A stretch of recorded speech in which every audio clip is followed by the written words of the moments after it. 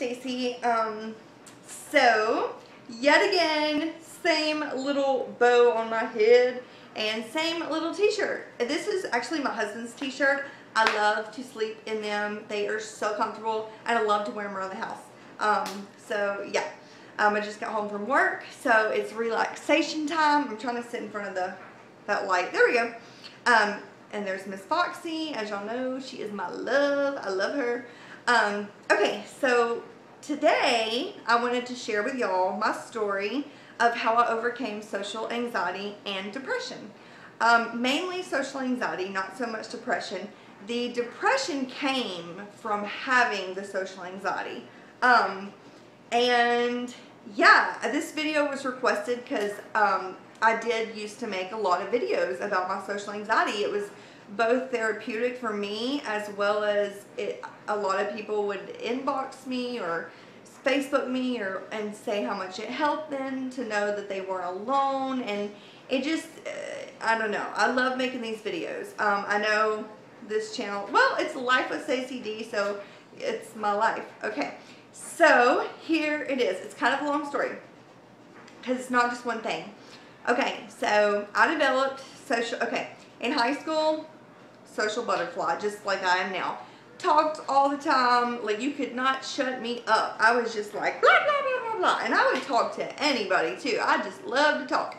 Did cheerleading, was out on the football field in front of hundreds of people every Friday night. Basketball games, was on dance team. I mean, you name it, I was there.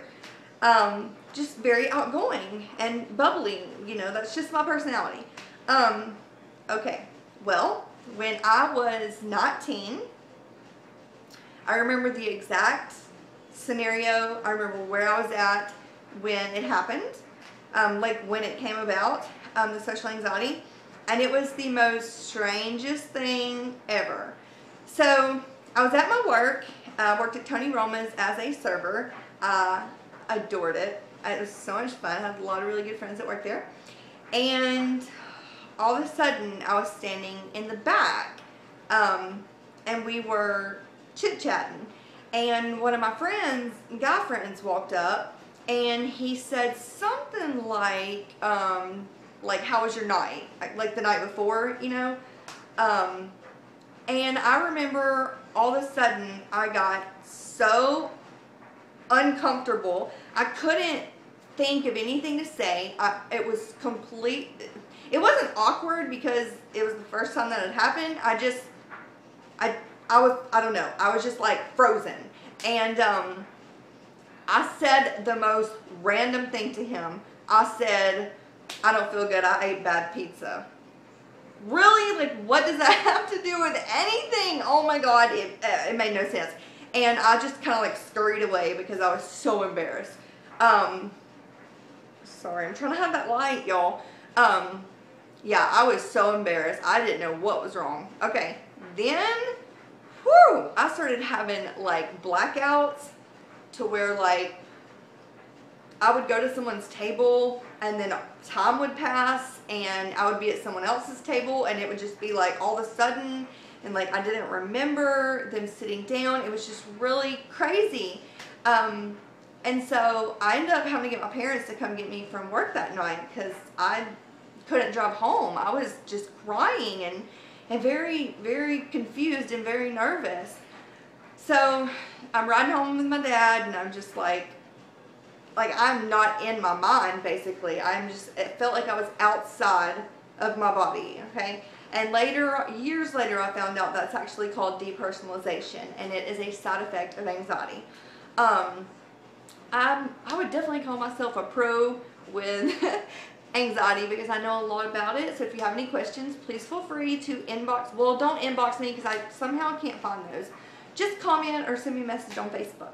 But I actually find it very interesting. Ow, my feet! Sorry, I have to sit down now. Okay. And so the next day I woke up. My best friend came to get me. We went to her boyfriend's friend's house.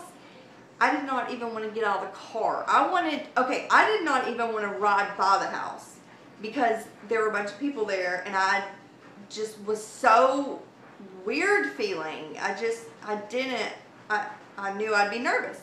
So this continued on for ever. First, I was just uncomfortable around, this is weird, okay, a couple of people in the restaurant.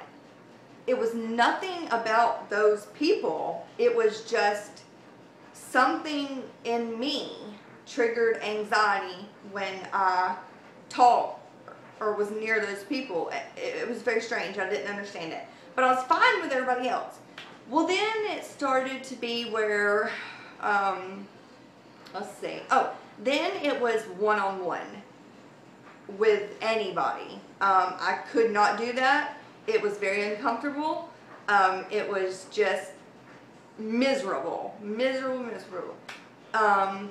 And then it spread to groups of people, and then I actually started numbing myself, self-medicating with alcohol.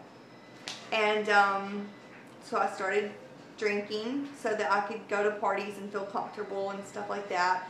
But it was always hard because when I was like at the party and drinking, I was comfortable. So I was like, Miss, hey, you know, like bubbly and me. But then when I would be sober, I was a different person. I was shy. I didn't say anything. I was nervous and uncomfortable. Then it turned into even my family I felt like that. So yeah. So that, it got worse. It got so bad that I didn't even, like leave my house sometimes. Like I would stay in my house for days. Like I quit my job. Yeah, I mean, I would just like, I was so depressed. I would wake up in the morning, I would have a knot in my stomach. You know, like if you're about to give like a speech, and you have that knot in your stomach. Okay, imagine having that all day, every day. It is a nightmare. And I know that a lot of you know exactly what I'm talking about. And I also know that I felt so alone because I had no idea what was wrong with me. And if there had been someone else, like if I had seen someone else like on, you know, YouTube share their story, I would have felt so much better knowing that like I wasn't going crazy, you know. So about 20 years old, I actually went, oh sorry, I just got a text message from my friend. She's so cute. Actually was so embarrassed to tell anybody why I wanted to go see a psychologist or psychiatrist, whatever. So I used the fact that I wanted to go get tested for ADD because, I mean, I knew I had it. I just never been confirmed. So I thought maybe that was what was causing it. So anyway, I go get diagnosed for ADHD and whatever. So yeah, so now that lasted for 10 years, okay? So here it is last year, and it was actually March the 31st, and Joseph and I, we are Christians, and I was actually saved when I was 13. We're Baptist, but I really just say that I'm Christian, because I can relate with all kinds of different, you know, religions. But, yeah, so Joseph and I were watching the Bible series on the History Channel. There was a 4-part series, and each series was, like, each part was 2 hours. It was Easter Sunday, and so it was after church, and it was at night, and we were watching it. And, oh, and keep in mind, throughout the past 10 years, I had gone from doctor to doctor, medication after medication after medication, just switching. Doctor had no clue what to do. I think it was 5 or 6 years in when they finally like diagnosed me with something. But anyways, I bought books. I bought self-help books. I just searched the internet for help. I did a lot of praying over the, you know, I pray anyways, but I did a lot of praying about my anxiety. I tried to do exposure therapy. I did everything you could think of, and nothing was working. Okay, so we're watching the Bible series, and we're watching the part where Jesus Jesus is about to get crucified. He was found guilty, and they were beating him. Do y'all remember that part?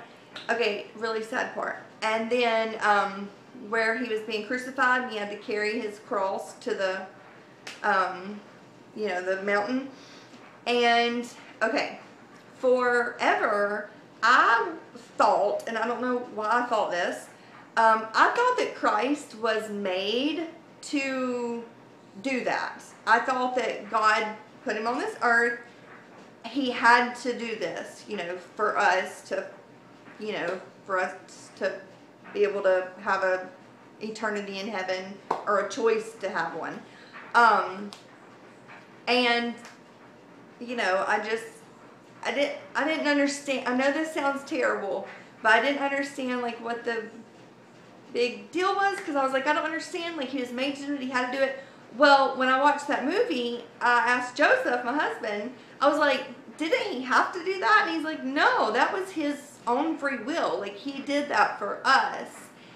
And it just, like, oh my gosh, it just really hit me, and, like, I cried when we finished watching the movie. And I actually went into the bedroom that night, and I said a prayer. And I guess you could say I rededicated my life. Maybe you can say I got saved for the first time. I don't really know. What do you want to call it? But, okay, so the next morning, April 1st, I woke up. I noticed, I haven't had that knot in my stomach today after 10 years. And then the next day came, and I noticed that I wasn't uncomfortable. I wasn't nervous. 15 days later, I had a job, and yeah, I mean, it took some time to get my social skills back, because that's just something that you lose. I mean, if you, like, seclude yourself for 6 years, basically. So, yeah, I got my life back slowly but surely. I'm back to my old self. I couldn't be happier. I thank God all the time for giving me back my life. And I do take medication. I do continue to pray about it. And I do continue to sometimes have anxiety. But it's like only it's like 0.1% of the time. So that's my story of how I overcame social anxiety. I know this is a long video, but it was requested, and I was happy to share it with y'all. So I hope you enjoyed this video, and yeah, I love y'all, and I will talk to you soon. Bye!